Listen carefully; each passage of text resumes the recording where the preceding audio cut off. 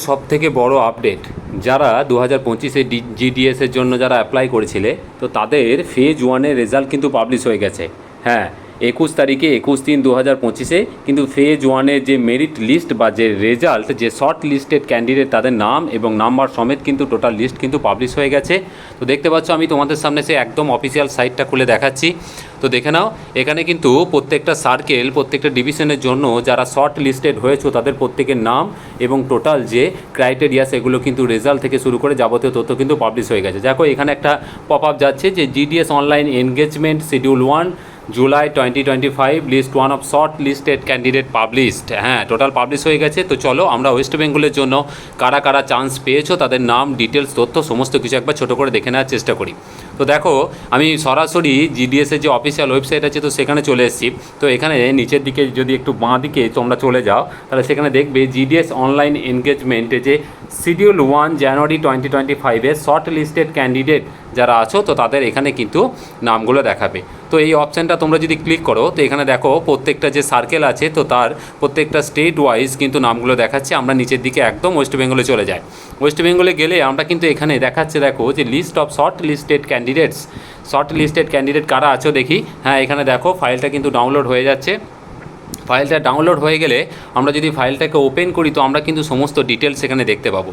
তো এখানে দেখে নাও যে ফাইলে কি দেখাচ্ছে না, জিডিএস অনলাইন এনগেজমেন্ট শিডিউল 1 জানুয়ারি 2025 ওয়েস্ট বেঙ্গল সার্কেল লিস্ট 1। এখানে কিন্তু লিস্ট 1 পাবলিশ হয়েছে। আমি বলে রাখি, লিস্ট 1-এ যারা চান্স পেয়েছো তাদের জন্য বেস্ট অফ লাক। তারা অবশ্যই খুব তাড়াতাড়ি ভেরিফিকেশান কমপ্লিট করে জয়েন করবে। তবে যারা চান্স পাওনি তাদের মন খারাপ করার কোনো কারণ নেই, কারণ এর পরেও কিন্তু এদের আরও 3-4টে ফেজ কিন্তু বেরোবে, মানে নন জয়নিং পোস্ট। যারা জয়েন করবে না বা যারা কোনো কারণে হয়তো অ্যাবসেন্ট থাকবে, তো সেই সমস্ত ব্রাঞ্চ অফিসে বা সাব অফিসে কিন্তু সেই সমস্ত জায়গায় আবার সেকেন্ড ফেজ, থার্ড ফেজ করে 3-4টে এদের লিস্ট কিন্তু বেরোবে। তো আমি একবার দেখে নিই এদের কী বলছে না, this short listed candidate should get their documents verified through the divisional head mentioned against their names on or before 7/4/2025। এখানে যারা শর্ট লিস্টেড হয়েছে, যাদের নাম দেখাচ্ছে, তারা কিন্তু অবশ্যই 7/4/2025-এর মধ্যে তোমাদের যে ডিভিশনাল হেড অফিস আছে, যেগুলো তোমরা অ্যাপ্লিকেশনের সময় মেনশন করেছিলে, সেখানে গিয়ে কিন্তু তোমাদের টোটাল ডকুমেন্টস যা যা আছে, মানে যে সমস্ত এলিজিবিলিটি ক্রাইটেরিয়া ছিল, সেগুলো ডকুমেন্টস তোমাদের কিন্তু ভেরিফিকেশান হবে। আর কি বলেছে, the short listed candidate should report for verification along with originals and 2 sets of self attested photocopies of all the relevant documents. যারা যারা এখানে শর্ট লিস্টেড হয়েছে, যাদের নাম এসছে, তাদেরকে অরিজিনাল নিয়ে যেতে হবে, তার সাথে 2টো সেট, টোটাল যে ডকুমেন্টস আছে তার 2টো সেট কিন্তু নিয়ে যেতে হবে। মানে 2টো সেট নিয়ে যেতে হবে এবং সেটা কিন্তু অবশ্যই জেরক্স করে সেলফ অ্যাটেস্টেড করে কিন্তু নিয়ে যেতে হবে। মানে 2টো সেট জেরক্স সেলফ অ্যাটেস্টেড করে নিয়ে যেতে হবে, তার সাথে একটা সেট অরিজিনাল নিয়ে যেতে হবে। তো দেখতে পাচ্ছ, এখানে মোটামুটি ডিভিশনের নামগুলো দিয়েছে, তার অফিসগুলো দিয়ে দিয়েছে, পোস্টের নাম দিয়েছে, পোস্টের কমিউনিটি দিয়েছে, মানে তোমার জেনারেল, ওবিসি কী আছে ক্যাটাগরি সেটা দিয়েছে, রেজিস্ট্রেশন নাম্বার দিয়েছে, পার্সেন্টেজ অফ মার্কস অফ 10, কত নাম্বারে কোন পোস্ট অফিসে কে পেয়েছে সেটা কিন্তু দিয়ে দিচ্ছে। Documents to be verified with, এবার ডকুমেন্টসটা দিয়েছে ঠিক কোন জায়গায়, কোন ডিভিশনে গিয়ে তোমাকে ভেরিফাই করতে হবে, সেইটা কিন্তু এখানে অ্যাড্রেসটা দিয়ে দিয়েছে। তো এখানে দেখো, প্রথমে আন্দামান নিকোবর যে আইল্যান্ড আছে ডিভিশন, ওখানে দিয়েছে। আমরা জানি যে যেহেতু এটা এখানেও বাংলা চলে, ওয়েস্ট বেঙ্গলের আন্ডারে ওদের যে ভাগগুলো আছে পোস্টালের ক্ষেত্রে, পোস্টালের জিডিএস নিয়োগের ক্ষেত্রে, তো সেখানে ওয়েস্ট বেঙ্গলের সাথে আন্দামানটাও দেয়, বরাবরই এরকমই দিয়ে আসছে ওরা। তো ঠিক আছে, এখানে আন্দামান নিকোবরের ক্ষেত্রে দিয়েছে প্রথম দিকে। তো তারপরে দেখো আসানসোল ডিভিশনের ক্ষেত্রে যারা আছো, তারা এখানে দেখতে পাচ্ছ যে বিভিন্ন আসানসোল ডিভিশনে যে সমস্ত ব্রাঞ্চ অফিস বা সাব অফিস আছে, তো সেখানে দেখো রেজাল্টগুলো দিয়েছে। রেজাল্ট কিন্তু খুব মোটামুটি ধরে নাও 90%-এর ওপরেই কিন্তু আছেও। যারা 90%-এর ওপর, 94, 5, 6, 7, 8, 9, 90, মোটামুটি 90%-এর ওপর যারা আছো, তারা কিন্তু মোটামুটি সিলেক্ট হয়ে গেছো ধরে নাও। এরপরে দেখো বাঁকুড়া ডিভিশন দিয়েছে।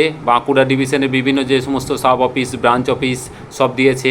বাঁকুড়া এরকম কিন্তু একদম সিরিয়ালি কিন্তু সমস্ত কিছু দিয়ে দিয়েছে বাঁকুড়া। তারপরে দেখো এখানে দেখতে পাচ্ছ বারাসাতের ক্ষেত্রে দেখো, হ্যাঁ 98, 99 এইভাবেই চলছে মোটামুটি।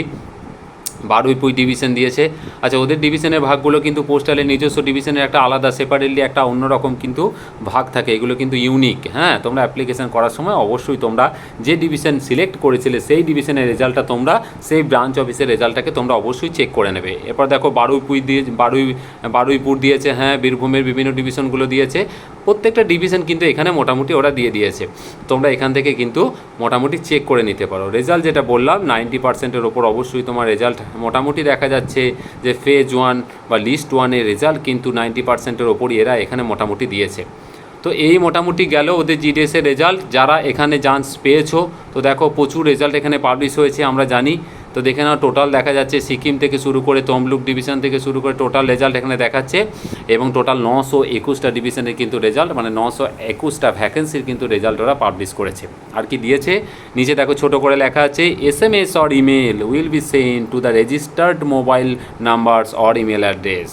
এই যে রেজাল্টটা পাবলিশ হয়েছে, তুমি যদি সেখানে শর্ট লিস্টেড হয়ে থাকো অবশ্যই তোমার মোবাইল নাম্বারে একটা মেসেজ যাবে এবং তোমার মেল আইডিতে অবশ্যই মেল যাবে। যদি কোনো কারণে মেসেজ না যায় তো মেলটা বারবার চেক করো, সিঙ্ক করতে থাকো মেলটাকে। তো দেখো খুব তাড়াতাড়ি তোমাদের কিন্তু অবশ্যই মেল চলে এসছে। আর একটা জিনিস অবশ্যই মাথায় রেখো, 7/4/2025 7ই এপ্রিল 2025-এ তোমাদের ভেরিফিকেশান হবে। সমস্ত ডকুমেন্টসগুলোকে রেডি করো, মোটামুটি মেন্টালি একটা প্রিপারেশন নিয়ে রাখো, কারণ তোমাদের ভেরিফিকেশনের পর খুব তাড়াতাড়ি কিন্তু জয়েনিংটা করিয়ে দেওয়া হবে। যারা জয়েন করছো তাদের জন্য বেস্ট অফ লাক, আর যারা জয়েন করতে পারছো না তাদেরকে বলবো মন খারাপ করার কিছু নেই, কারণ এদের কিন্তু আরও শর্ট লিস্টেড ক্যান্ডিডেট যারা আছো, যারা ফেজ 1-এ যারা শর্ট লিস্টেড বা সিলেক্ট হতে পারোনি তাদের জন্য কিন্তু আরও ওদের ফেজ আসবে। হ্যাঁ অবশ্যই আসবে, একদম শিওর আসবে, এবং সেটা শর্ট লিস্টেড 1 আমরা জানি ম্যাক্সিমাম অনেকেই আছো যারা হয়তো খুব ভালো রেজাল্ট আছে, তো তারা অনেকেই হয়তো জয়েন করে না, তারা অ্যাপ্লিকেশানটা করে কারণ অপশান একটা রেখে দেয় তারা, কিন্তু তারা দেখা যায় যে বিভিন্ন হায়ার এডুকেশন বা অন্যান্য ক্ষেত্রে হয়তো বিভিন্ন স্ট্রিমে পড়াশোনা করার জন্য তারা কিন্তু জয়েন করে না। তো সেই সমস্ত ভ্যাকেন্সিগুলো কিন্তু থেকে যায় এবং ম্যাক্সিমাম ভ্যাকেন্সি কিন্তু খালি থাকে।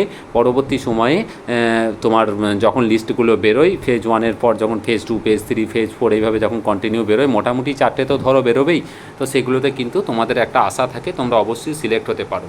আর একটা জিনিস মনে রাখতে হবে, তোমাকে যেখানে তোমার ডিউটি পড়বে, যে ব্রাঞ্চে তুমি সিলেক্ট হবে সেখানে গিয়েই তোমাকে মোটামুটি ডিউটি করতে হবে। তুমি মোটামুটি একটা মেন্টালি প্রিপারেশন নিয়ে নাও। ডিউটির চাপ, হ্যাঁ অবশ্যই যেরকম ডিউটির চাপ থাকে, যেরকম ডিউটি হয় তোমাকে করতে হবে। আর একটা জিনিস কিন্তু তোমাদের মাথায় রাখতে হবে যে তোমাকে যে পোস্টের জন্য কিন্তু সিলেক্ট করছে, তোমাকে কিন্তু সেই পোস্টের জন্যই না, বাকি যে পোস্ট আছে সেই পোস্টের কাজও কিন্তু করতে হতে পারে। এটা কিন্তু সব অফিসের ক্ষেত্রেই হয়ে থাকে। তবে আমি বলবো এদের বেস্ট অপশান হচ্ছে তুমি অবশ্যই জয়েন করো, এবং জয়েন করার পর এদের যে ডিপার্টমেন্টাল যে এক্সামগুলো হয় সেই ভবিষ্যতে সেই এক্সামগুলো দিয়ে তুমি অবশ্যই প্রমোশন নিতে পারবে। এটা কিন্তু পিওরলি কন্ট্রাকচুয়াল, এখানে কিন্তু পার্মানেন্ট করার জন্য কোনো আবেদন করা কোনো স্কোপ নেই, কারণ এদের যে নোটিফিকেশান যে গেজেট আছে, যেদের রুলস আছে, সেই রুলসে কিন্তু কোনো রকম পার্মানেন্ট করার আবেদনের কিন্তু কোনো স্কোপ এরা রাখেনি, এমনকি বেতন বৃদ্ধি বা স্যালারি এনহ্যান্সমেন্টের কোনো স্কোপ এরা রাখেনি। তো মোটামুটি এটা গেল। তো এটা বুঝতে পারলে যে হ্যাঁ জিডিএসের মোটামুটি রেজাল্ট পাবলিশ হয়ে গেছে। যারা এখনও পর্যন্ত দেখোনি তারা অবশ্যই চেক করে নাও, আর যারা এখনও পাওনি মন খারাপ করার কিছু নেই, তারা ওয়েট করো। যারা এই পোস্টে জয়েন করবে না, সেকেন্ড এবং থার্ড খুব তাড়াতাড়ি বেরোবে এবং তারা তখন অবশ্যই নিজেরটা চেক করে নেবে। তো এই ছিল আজকের মোটামুটি ভিডিও। যদি ভালো লাগে অবশ্যই শেয়ার করো, চ্যানেলটিকে সাবস্ক্রাইব করো, আর ফার্দার আবার যখন নতুন কোনো আপডেট আসবে আমি অবশ্যই আপলোড করে দেবো। খুব ভালো থেকো, সুস্থ থেকো, ধন্যবাদ।